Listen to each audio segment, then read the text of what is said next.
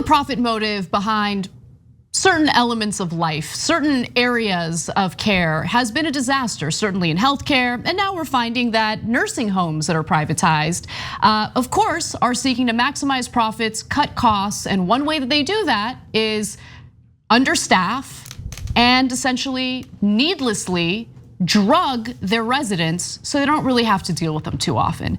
This was a pretty heartbreaking investigative story from the New York Times where they found that privatized nursing homes are in fact prescribing antipsychotic drugs to their residents when they do not need them. So here's one specific example. There's David Blakeney, 63-year-old, was restless and agitated. The home's doctor wanted him on an antipsychotic medication called Haldol, a powerful sedative. In the prescription for him, it said, add DX of schizophrenia for use of Haldol. That's what the doctor's order read, using the medical shorthand for diagnosis. But there was no evidence that the resident actually had schizophrenia. So the doctors in these nursing homes are just diagnosing them with schizophrenia in order to be able to drug them with these antipsychotic drugs. So here's an image that the New York Times shared of the prescription in question, just to provide evidence and some receipts for what's going on here.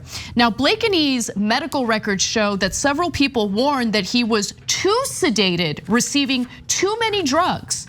8 months following his admission with a long list of ailments, and after round-the-clock sedation, devastating weight loss, pneumonia, and severe bed sores that required one of his feet to be amputated, Jesus.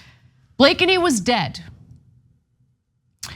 It's just an incredibly heartbreaking story, and that's anecdotal evidence, right? But this investigation found that this practice is widespread, and there is a loophole that pharmaceutical companies have lobbied to make happen in order for these nursing homes to be able to prescribe antipsychotic drugs to their residents when they do not in fact need them. So though antipsychotics, of course, can be incredibly useful and necessary for people who need treatment for medical disorders, that is not what we're talking about here. We're talking about people who do not have schizophrenia, who do not have the mental disorders that would warrant the use of these antipsychotic drugs. So I'm gonna give you more details and some broader figures in just a second. But Cenk, do you wanna jump in? Yeah, so of course, you question the motive, why? Why are they doing this? And there's, again, two possibilities here. And it doesn't have to be either or, it could be both. One is laziness. Well, it's easier to take care of them if they're sedated, and that's pretty brutal. But yes, unfortunately, people do that. And then the second is profit. Well, we can take care of more of them if we just sedate them and throw them on to different, into rooms and beds where they literally don't ever get up until they get bed sores that are so bad it requires amputation, and we could house more of them and make more money. I don't know which one it is or if it's both, but neither one's good. Now, there are some regulations in regard to prescribing antipsychotic drugs, right? So I mentioned that loophole that pharmaceutical companies have fought for. I'm gonna get to that in a second.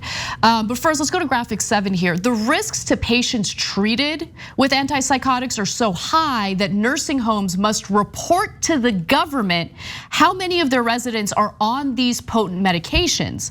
But there is an important caveat. The government doesn't publicly divulge the use of antipsychotics given to residents with schizophrenia or 2 other conditions. So that's the loophole, right? So if the resident has been diagnosed with schizophrenia, well, the nursing home doesn't have to report that to the federal government.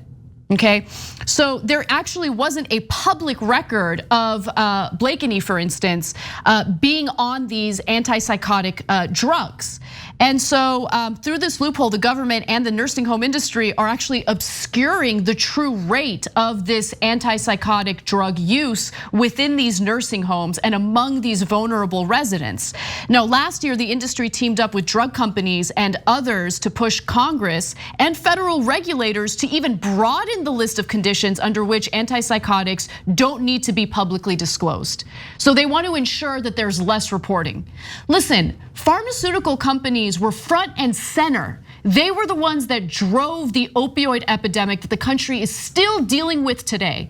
And if people think that it ends there, it doesn't end there. They find other ways to essentially loosen regulations that basically end up with doctors prescribing more and more of these drugs that end up harming people, right? And in the case of these nursing home residents, can end up killing people, right? And so what's the motive? Why would these nursing homes want to do it? When you have privatized nursing homes, they want to cut their costs and maximize their profits. So what they do is hire fewer staff members to take care of the residents, and when the staff members are overwhelmed because they're understaffed, well, an easy solution to that, which is incredibly harmful to the residents, is to sedate them with antipsychotic drugs. And that's what's happening here.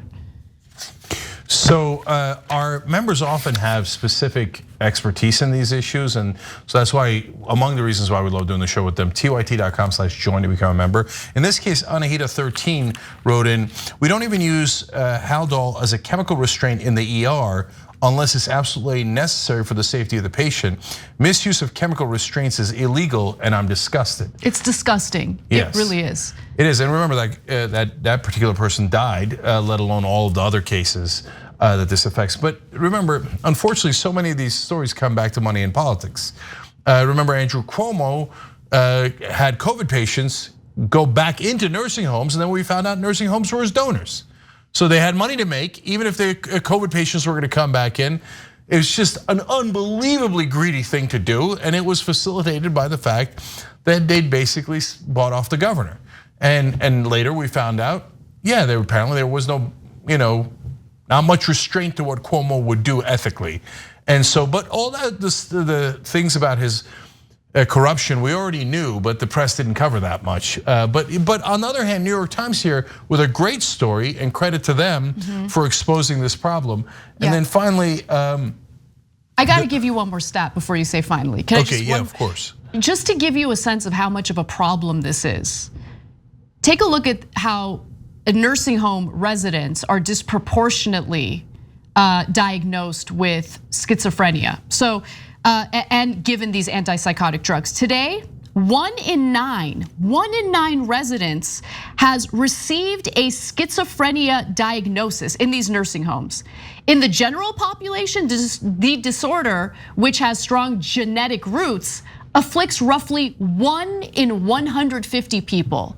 And understand that schizophrenia isn't something that ends up getting diagnosed for the first time when someone is in their older years, when someone's a senior. People typically start showing signs of schizophrenia much younger in life. And so it's so clear that they're abusing this intentionally to intentionally sedate the residents in these nursing homes. There is no coincidence that large. Right. And Anna's right, it's one thing if it's Alzheimer's, it's completely different if it's schizophrenia that doesn't have anything to do with age. So these disproportionate numbers make no sense. My last point was just going to be, guys, the power of the drug companies are gigantic, but also why? Because of politics, because of money and politics. They're the #1 donors, even more than banks and oil companies, etc., to politicians, and they get monopolies. We're not allowed to negotiate drug prices. But then the worst of it is they're allowed to run amok as they poison the country with OxyContin and this type of situation, as we see in this story. We have got to have a government that represents us and not these donors. Go and help Wolfpack if you can, wolf-pack.com/join, because they're actually trying to get money out of politics. And without that, unfortunately, that poison infects every story, including this one. I wanted to mention one other thing, Cenk, because what you're saying is absolutely true. I mean, you have corporate Democrats that are completely captured by corporate interests and the pharmaceutical companies. And yesterday we covered a story about how 3 corporate Democrats within the House Energy Committee voted down the provision in the budget reconciliation bill that would allow for Medicare to negotiate drug prices directly with pharmaceutical companies, thus giving them the opportunity and the ability to significantly lower drug prices for those on Medicare. No, there's no excuse for it at all. It's just brazen corruption and bribery. And we just allow it, and it's destroyed our government and destroyed our democracy. I was on a Joe Walsh's podcast yesterday, to come out in a couple of weeks. He's a former Republican who used to be a terrible guy, very conservative. He's the guy who yelled at Obama, etc. And now he's turned on Trump, and he's turned on a lot of things. He's still very conservative. But look, and now I had conservatives on the other day. You guys saw the shouting match that I had with them. But in the beginning of the interview, the one thing all conservatives agree on is, God, they hate the corruption. And so you guys hate it, we hate it. The only people who like it are the corrupt, the politicians and the media, who are in bed with all of these giant corporations, and who are, in the case of the media, giant corporations themselves. And it is literally killing us. That's the effects of it. We have got to get the money out. Thanks for watching The Young Turks, really appreciate it. Another way to show support is through YouTube memberships. You'll get to interact with us more. There's live chat emojis, badges. You've got emojis of me, Anna, John, JR, so those are super fun. But you also get playback of our exclusive member-only shows and specials right after they air. So all of that, all you gotta do is click that join button right underneath the video. Thank you.